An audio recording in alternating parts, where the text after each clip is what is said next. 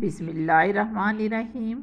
شاعری الفاظ یا جملوں کا ایسا تسلسل جس میں آہنگ اور ردم پایا جائے، یعنی الفاظ اور جملوں کو ایک ایسی ترتیب دینا کہ وہ سر، آہنگ یا ردم اختیار کر لیں۔ شاعری اور نثر میں بنیادی فرق ہی اسی آہنگ، سر اور ردم کا ہے۔ اسی سر یا ردم کی وجہ سے شاعری کو گایا جا سکتا ہے اور نثر کو گایا نہیں جا سکتا۔ سر، آہنگ یا ردم شاعری کی بنیادی شرط ہے۔ شاعری کی پہلی شرط ہوگی سر یا آہنگ۔ دوسری چیزیں جو شاعری میں شامل غزل کے لیے ضروری ہوتی ہیں، پہلی چیز ہے بحر، قافیہ، ردیف، مطلع، مقطع۔ یعنی اردو غزل لکھنے کے لیے ان 5 چیزوں کا علم ہونا یا ان سے واقف ہونا ضروری ہے۔ اردو غزل بحر، قافیہ، ردیف، مطلع اور مقطع سے مل کر بنے گی۔ بحر آہنگ اور ردم سے ترتیب پاتی ہے۔ یہ ردم، آہنگ یا اس کی ترتیب جو ہوتی ہے یہ بحر کہلاتی ہے۔ غزل ہو یا نظم، اس میں بحر یا ردم کا ہونا ضروری ہے۔ شاعری کی بنیادی پہچان یہی بحر یا وزن ہے۔ اردو میں اس وقت 17، 18 یا 19 مروج بحریں ہیں جن میں شاعری کی جاتی ہے۔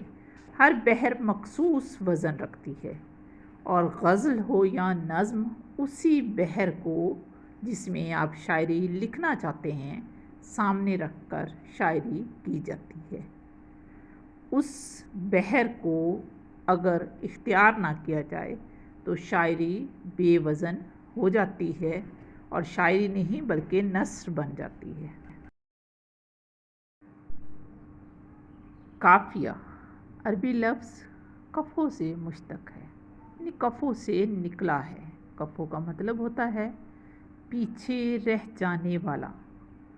اب پیچھے رہے گا اصطلاح میں ایک جیسی آوازوں والے ہم آواز الفاظ قافیہ کہلاتے ہیں، جو اصولوں کے مطابق لگائے گئے ہوں۔ یعنی یہ شعر کے پیچھے رہے گا، شعر کے آخر میں آئے گا اور اس کی پہچان کیا ہوگی؟ یہ ہم آواز ہوگا، یعنی ان کی آخری آوازیں ملتی ہوں گی جیسے جگ اور مگ۔ حیدر علی آتش کا ایک خوبصورت شعر ہے، یہ آرزو تھی تجھے گل کے روبارو کرتے، ہم اور بلبلے بے تاب گفتگو کرتے۔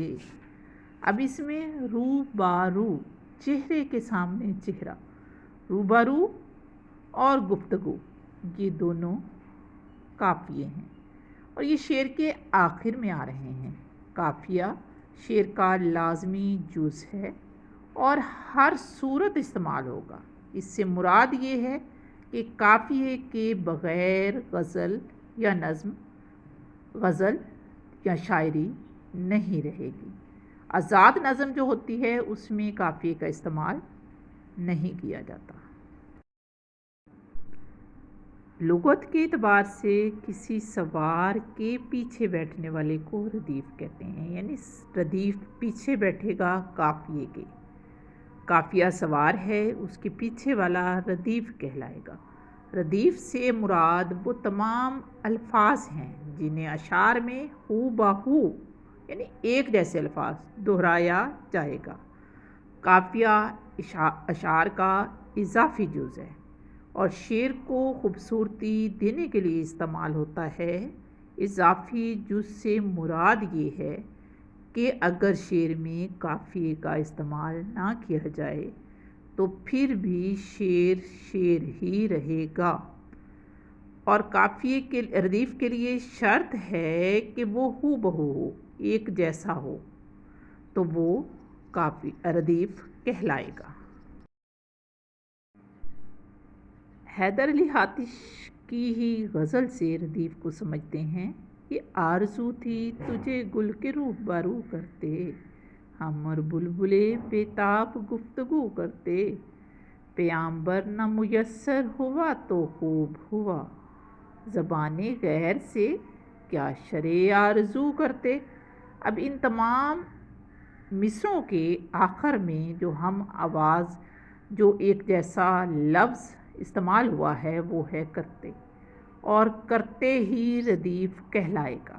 شعر کے پہلے دو مصروں میں ردیف دونوں مصروں میں استعمال ہوگا، اس کے بعد ہر مصرع ثانی میں ردیف استعمال ہوگا، اور ردیف کے لیے شرط ہے ہو بہو ہونا، یعنی اس میں حرف کا بھی فرق نہیں ہوتا۔